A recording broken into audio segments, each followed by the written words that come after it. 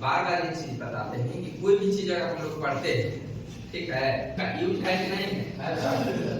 अगर यूज है तभी तो पढ़ रहे हैं, अगर यूज नहीं होगा तो पढ़ना बेकार है।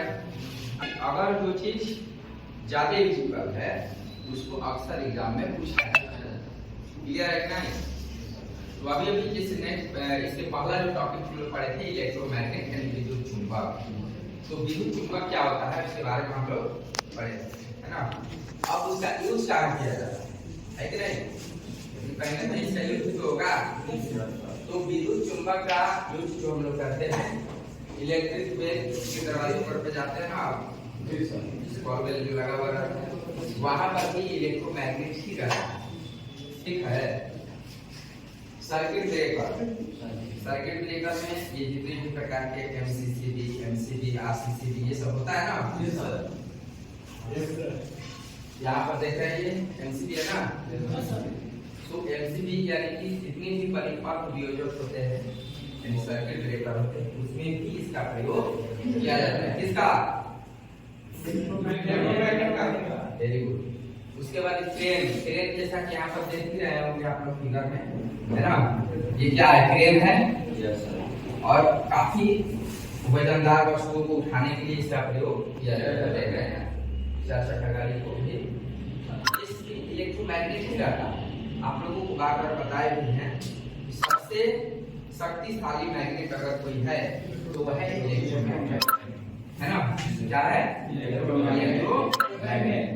देख रहे हैं ना यहाँ पर इतना स्ट्रॉन्ग होता है, बड़े बड़े गाड़ियों को जो आराम से उठा के किसी दूसरे जगह पे लेके जा सकते हैं, है ना। क्रेन हो गया हमारा, रिले है ना। रिले में भी इसका प्रयोग किया जाता है। और बजर जो घंटी जो होता है बजर उसमें भी इसका प्रयोग किया जाता है।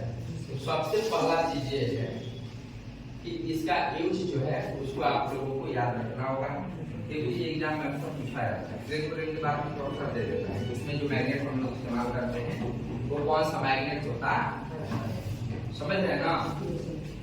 तो ये हमको उम्मीद है कि आप लोगों को समझ में आ गया होगा। क्या है?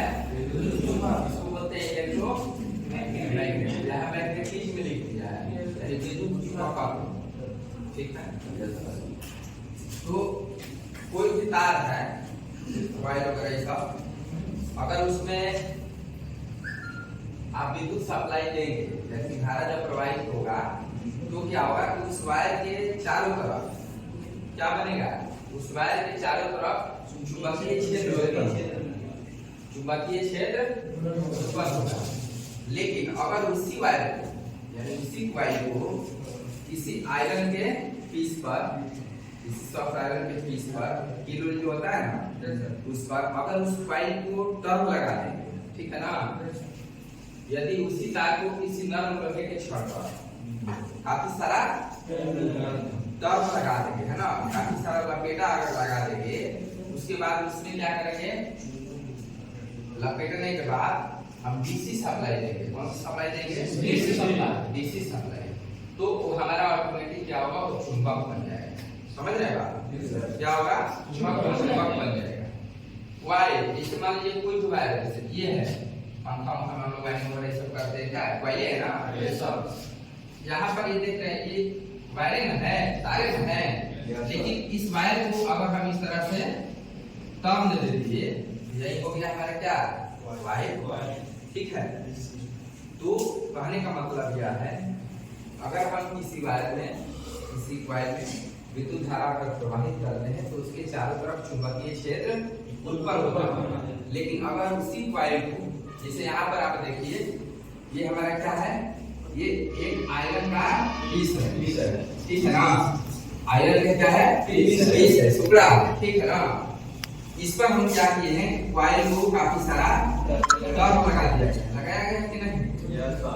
तो 2 सिरा मिलेगा ना, एक यहाँ से स्टार्टिंग किए और एक यहाँ से लास्ट वाला सिरा, याद कीजिए 2 सिरा मिलेगा। उसी दोनों सिरा को देखिए यहाँ से निकाल दिया गया है और यहाँ से क्या किया गया है? डीसी सप्लाई बैटरी से जोड़ दिया गया है। तब ये हमारा क्या होगा? इलेक्ट्रोमैग्नेट ये बन जाएगा। समझ रहे हैं? सेम वही चीज है, मेकिंग अ बार इलेक्ट्रोमैग्नेट। यहाँ पर ये देख रहे हैं हम लोग बार चुंबक बार है, इस पर क्या किया गया है, ये कॉइल को टर्न लगा दिया गया है, यानी कि लपेट दिया गया है। काफी सारा टर्न लगाया जाता है, 250 300 450 तक, मतलब ना जितना ही टर्न ज्यादा होगा थोड़ा स्ट्रॉन्ग और बनेगा इलेक्ट्रोमैग्नेट, है ना। फिर यहाँ पर क्या किया है, उसी तरह से दोनों सिरा को पकड़ के और यहाँ से बैटरी से जोड़ दिया गया, यानी डीसी सोर्स दिया गया। अब बात यह है कि इसमें जो है इलेक्ट्रोमैग्नेट तब तक करेगा जब तक इसमें हम लोग सप्लाई देंगे, ठीक है। लेकिन जैसे ही अगर आप सप्लाई को ऑफ करते हैं स्विच के माध्यम से, तो फिर क्या होगा, उसमें मैग्नेट का गुण समझ रहे बात करेंगे, ठीक है। मैग्नेट का टेक्निकली करना है।